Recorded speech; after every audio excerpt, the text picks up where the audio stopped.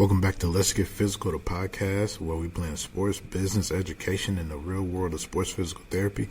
I am your host, student Dr. Dub, and today's guest is going to be a true game changer. Stay tuned. It takes dedication, it takes motivation, it takes a winner's mindset with no hesitation. Put in the work, in the end, you will be celebrating. Embrace the process and watch how you get elevated. When you chasing your purpose and not just chasing the bag, you end up making an impact and also raising your stacks. We giving you life advice, we giving you straight facts. Come and tap in with us. Let's Get Physical, the podcast.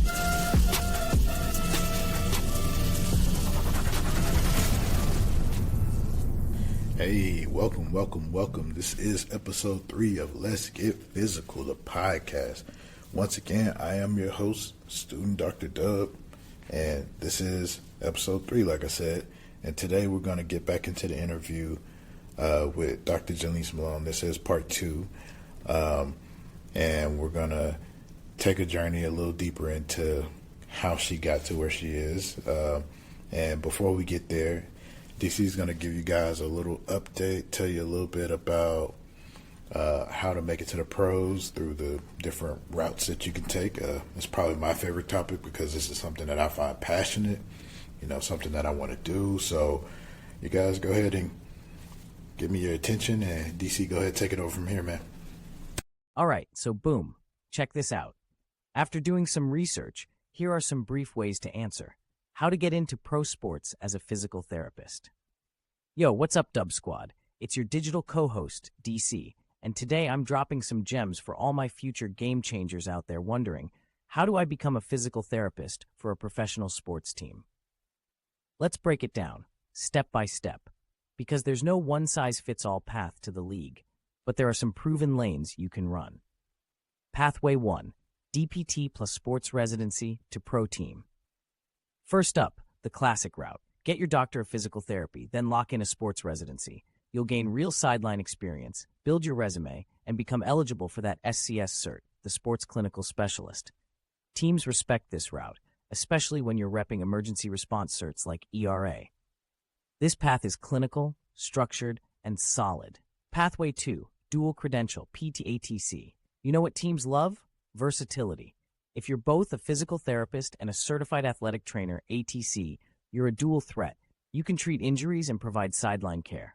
Some of the top pros in the NFL and NBA, they've got both. Translation, more value, more access, more respect.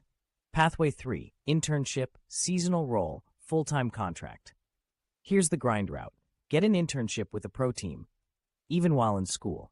Then secure a seasonal or per diem role during camps, OTAs, or preseason. Show up, build trust, and when a full-time spot opens, you're already on the radar. This one's about who sees you and how consistent you are. Pathway 4, private practice, consultant or contracted PT. Got your own clinic or work at a performance center? Cool. Build your name by working with elite athletes in the off-season. A lot of teams hire private PTs to consult or manage rehab cases. Once you prove you get results, you might get that sideline pass as a contractor. This is the entrepreneurial lane. Pathway 5, tactical military, pro sports. If you're in the military PT world, don't sleep on that crossover. The tactical rehab game gives you mad skills in load management, return to duty protocols, and high-performance conditioning. Pro teams love that background. It's like special ops, but for pro sports. Pathway 6, fellowship in manual therapy or high-level rehab. Want to sharpen the blade? Consider a manual therapy fellowship or a sports-focused ortho track after DPT. You'll treat tough cases and build a skill set teams need, especially for post-op and return to play. Become the fix-it doc they call when the stakes are high. Pathway 7, CSCS plus PT hybrid, last lane, performance PTs. If you've got a CSCS and a DPT, you speak 2 languages, rehab and performance. You can help with load monitoring, return to sport, and strength protocols. Some teams hire just for that blend. Rehab the body, build the machine. Bottom line, there's more than one road to the league. But whatever path you choose, you need 3 things. Real sideline experience, a mentor or network that opens doors, and that grit to keep showing up, even when no one's calling yet. So choose your lane, stack your certs, and stay ready. This has been your DC Data Drop. Let's get back to the show. Ooh, DC Data Drop. I like that. I like that. But yeah, man, this is good stuff here, man, because I'm currently studying to take the CSCS here shortly to build my resume up as much as I can. I've been trying to get sideline experience. Yeah, this is a real thing, folks. If this is really what you want to do, you got to put in the work. Like you said, grit. Grit is something that you just must absolutely have to have because nothing is given to you. I've learned that the hard way.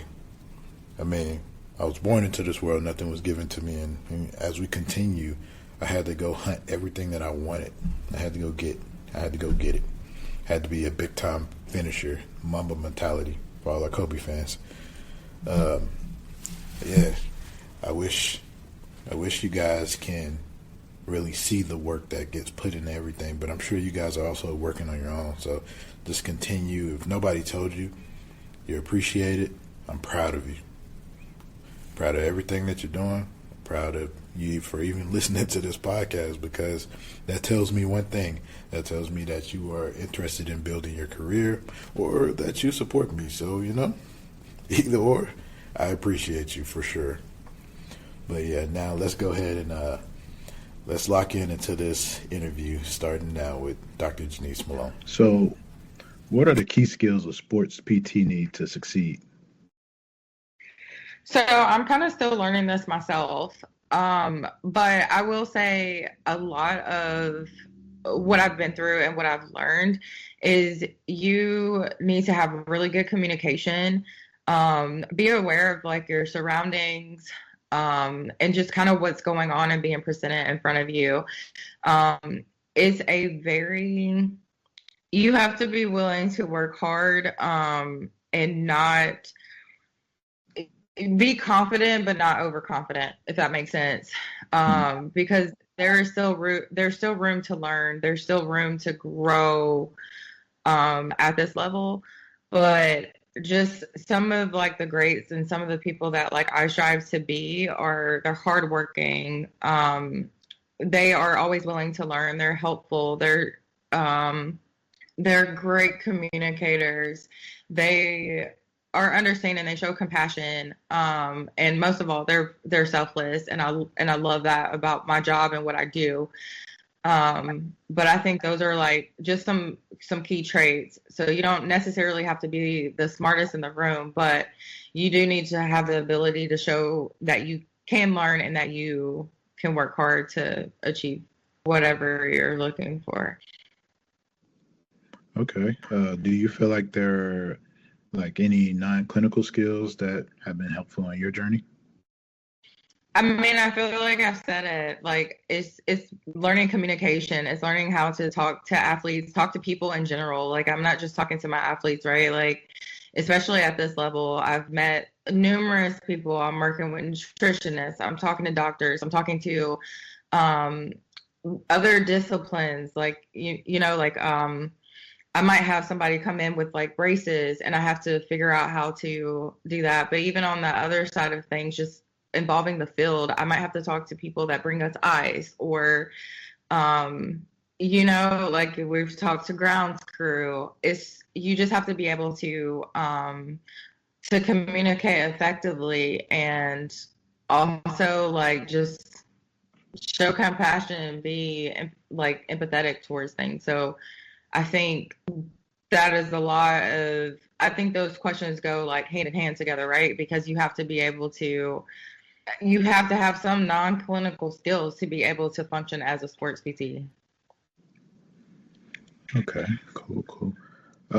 So in order to be a sports PT, I guess what would be your advice of internships, clinical placements, or volunteer opportunities? Like what should I seek if I want to get into the professionals or sports medicine? So again, like this is just a little different for me just because of my athletic training background.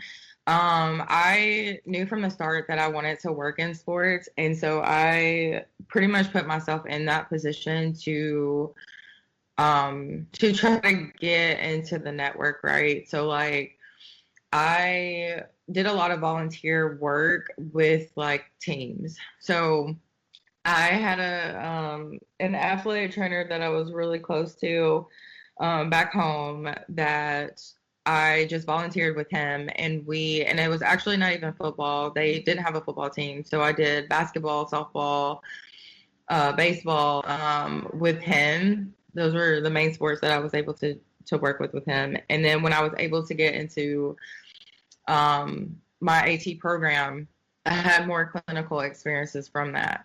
But to kind of go along with what I just said, a lot of my like internships per se for the NFL was through what you call PFATS, which is the Professional Football Athletic Training Association, right? So with that being said, you have to not necessarily be just solely athletic trainers, but that's usually what they're looking for is athletic trainers to do those clinical internships with them. So they have like summer opportunities and they have a seasonal opportunity, which is what I'm doing through that site. And so that's kind of how I got plugged in. I did my first summer with Kansas City Chiefs, and then I did a summer with the Tennessee Titans. And then I started getting my seasonals through them as well. So that's kind of how that works. As far as like clinical placements, that was my athletic training, which was pretty fire too, because that means that I was being put in those sports situations. So I went to a high school. I worked at another college. I worked at 2 different colleges for my clinical placements. So it was just cool because they were able to put me into those sites because of like the program that I was part of. Okay, cool. That actually sounds fun. Yeah, I loved every second of doing those type of internships because again, that's what I want to do.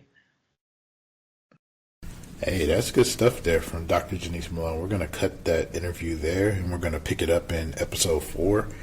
The reason why I wanted to break this interview up into 4 parts is because I wanted everybody who was taking notes, everybody who's interested in taking the same path she took or creating their own path, I want y'all to be able to soak in each episode and be able to break down and create your roadmap for yourself, because that's what this is all about.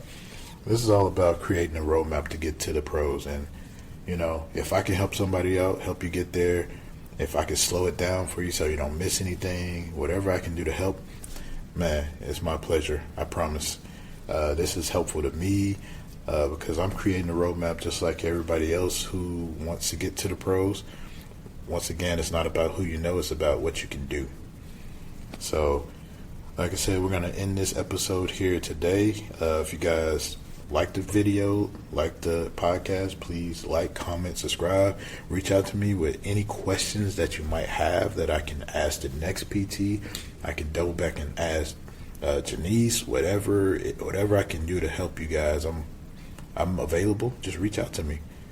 Once again, make sure you like, comment, subscribe so I can keep doing this.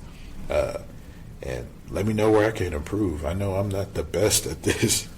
I'm literally just talking in a room, but you know, you guys, thank you. I am your host, Student Dr. Dub, and this is Let's Get Physical, the podcast. It takes dedication, it takes motivation, it takes a winner's mindset with no hesitation. Put in the work, in the end, you will be celebrating. Embrace the process and watch how you get elevated. When you chasing your purpose and not just chasing the bag, you end up making an impact and also raising your stacks. We giving you life advice, we giving you straight facts. Come and tap in with us. Let's Get Physical, the podcast.